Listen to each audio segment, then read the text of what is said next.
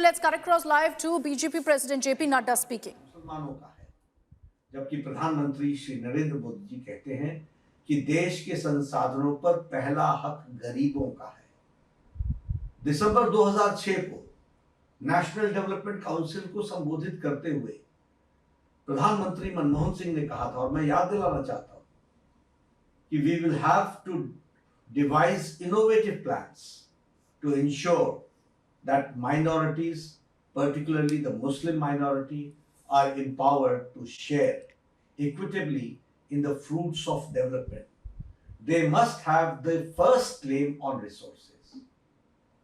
मनमोहन सिंह जी ने यह बयान गलती से नहीं दिया था, बल्कि जानबूझकर दिया था, क्योंकि अप्रैल 2009 में फिर से मनमोहन सिंह ने मुंबई में प्रेस कॉन्फ्रेंस के दौरान एक प्रश्न के जवाब देते हुए फिर अपने बयान को सही ठहराया और कहा कि माइनॉरिटीज का, खासकर मुस्लिमों को प्रायोरिटी मिलनी चाहिए और उनको संसाधनों, देश के संसाधनों पर पहला हक होना चाहिए। सच्चर कमेटी की रिपोर्ट के माध्यम से गलत बयानी की गई और मुसलमानों की हालत दलितों से भी खराब है, ये कहा गया।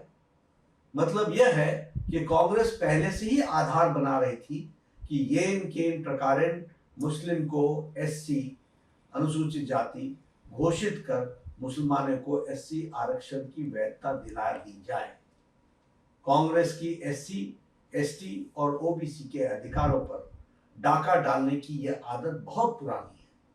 यहां तक कि बाबा साहब भीमराव अंबेडकर ने 27 अक्टूबर 1951 को कहा था कि पिछले 20 वर्षों में पंडित नेहरू ने 2000 भाषण दिए हैं, लेकिन उन्होंने एक बार भी अनुसूचित जाति के कल्याण के बारे में बात नहीं की है। इससे आप अंदाजा लगा सकते हैं कि कांग्रेस पार्टी को हमारे लोगों के प्रति कितनी सहानुभूति है। पंडित नेहरू हमेशा मुसलमानों के पक्ष में रहते हैं। मैं नहीं चाहता कि मुसलमानों की उपेक्षा हो, कदापि हम नहीं चाहते कि मुसलमानों की अपेक्षा हो, लेकिन मैं यह जरूर चाहता हूं कि मुसलमानों को अन्य समुदायों की कीमत पर अनुचित लाभ नहीं उठाना चाहिए। जिन्हें अधिक सुरक्षा की आवश्यकता है, उन्हें ही लाभ मिलना चाहिए। कांग्रेस ने राष्ट्रीय धार्मिक और भाषाई अल्पसंख्यक आयोग का गठन कर यह साजिश रची कि मुसलमानों में भी जाति है, इसलिए उनमें भी एससी माना जाए और एससी लिस्ट में आरक्षण दिया जाए। कोई एससी अगर धर्म बदलकर मुसलमान बनता है तो उसका एससी दर्जा बना रहे। साथ ही ओबीसी के 27% से 6% काट कर मुसलमानों को आरक्षण दिया जाए। कांग्रेस ने कोर्ट के कानून को बदलकर एएमयू, जामिया मिलिया जैसे संस्थानों में एससी, एसटी, ओबीसी रिजर्वेशन को खत्म किया। 1981 में कांग्रेस ने एससी, एसटी और ओबीसी के रिजर्वेशन को छीनने के लिए अलग एएमयू अमेंडमेंट एक्ट 1981 लाकर कोर्ट के फैसले को बदल दिया। कांग्रेस सभी जातियों को ओबीसी यानी सामाजिक और शैक्षणिक रूप से पिछड़ा बता रही है। कांग्रेस ने आंध्र प्रदेश में 4 बार मुस्लिम रिजर्वेशन को इंप्लीमेंट करने की कोशिश की। सुप्रीम कोर्ट के इंटरवेंशन के कारण कांग्रेस सरकार इसे लागू नहीं कर पाई। 2009 में लोकसभा इलेक्शन में अपने मैनिफेस्टो को कांग्रेस ने जॉब और एजुकेशन में मुसलमानों को नेशन वाइड रिजर्वेशन देने की प्रॉमिस किया था।